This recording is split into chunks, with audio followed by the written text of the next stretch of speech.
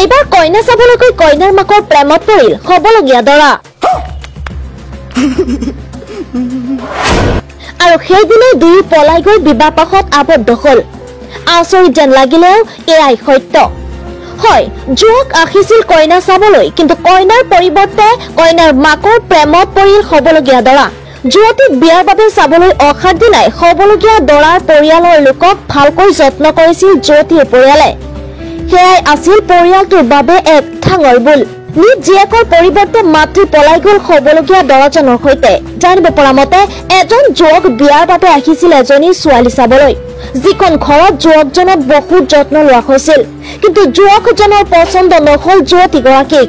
কিন্তু যুৱকজনৰ চকুত পৰিল বিয়াৰ বাবে চাবলৈ যোৱা যুৱতীগৰাকীৰ মাকৰ ওপৰত ইয়াৰ পিছতে তেওঁ ছোৱালীজনীৰ মাকৰ সৈতে পলায়ন কৰে উক্ত ঘটনাৰ লগে লগে অঞ্চলটোত তীব্ৰ চাঞ্চল্যৰ সৃষ্টি হৈছে কিছু সময় পিছত মহিলাগৰাকীৰ স্বামীয়ে থানাত এজাহাৰ দাখিল কৰে আৰক্ষীয়ে লগে লগে গোচৰ পঞ্জীয়ন কৰি মহিলাগৰাকীৰ সন্ধান বিচাৰি তদন্ত আৰম্ভ কৰিছে জানিব পৰা মতে যোৱা 15 মাৰ্চত কৰকাছ পঞ্চায়তৰ ইছাখাৰ গাঁৱৰ মালদা গাগিল থানা এলেকাত সংঘটিত হৈছে এই ঘটনা মহিলাগৰাকীৰ স্বামীয়ে বহু ঠাইত বিচাৰ কুচাৰ কৰে যদিও এতিয়ালৈকে বিচাৰি পোৱা নাই মহিলাগৰাকীক স্বামী গজুলে কয় যে তেওঁৰ ছোৱালীজনী বিয়াৰ যোগ্য মই তাইৰ বাবে দৰা বিচাৰি আছিলো 15 মাৰ্চত এজন যুৱকে নিজৰ ছোৱালীজনীক বিয়াৰ বাবে চাবলৈ ৰাখিছিল কিন্তু সি মোৰ পত্নীৰ লগতহে পলায়ন কৰিলে যুৱতীগৰাকীৰ মাতৃৰ বিষয়ে এই পৰ্যন্ত কোনো তথ্য লাভ কৰা হোৱা নাই বুলি জানিব পৰা গৈছে আত্মীয়ৰ পৰা জানিব পৰা মতে মহিলাগৰাকীয়ে 3টা সন্তান এৰি যুৱকজনৰ সৈতে পলায়ন কৰে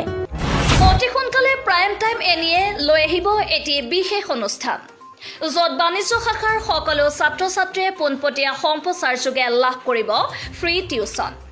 অতি সোনকালে প্ৰাইম টাইম এনিয়ে আগবঢ়াব এই বিশেষ অনুষ্ঠানটি য'ত বাণিজ্য শাখাৰ সকলো ছাত্ৰ ছাত্ৰীয়ে পোনপটীয়া সম্প্ৰচাৰ যোগে লাভ কৰিব একাউণ্টেন্সি ফ্ৰী টিউচনৰ সুবিধা য'ত পাৰভেজ আলম তালুকদাৰে সকলোকে শিকাবলৈ যত্ন কৰিব তেনেহলে পলম নকৰি আজি সংযুক্ত হওক প্ৰাইম টাইম এনিৰ সৈতে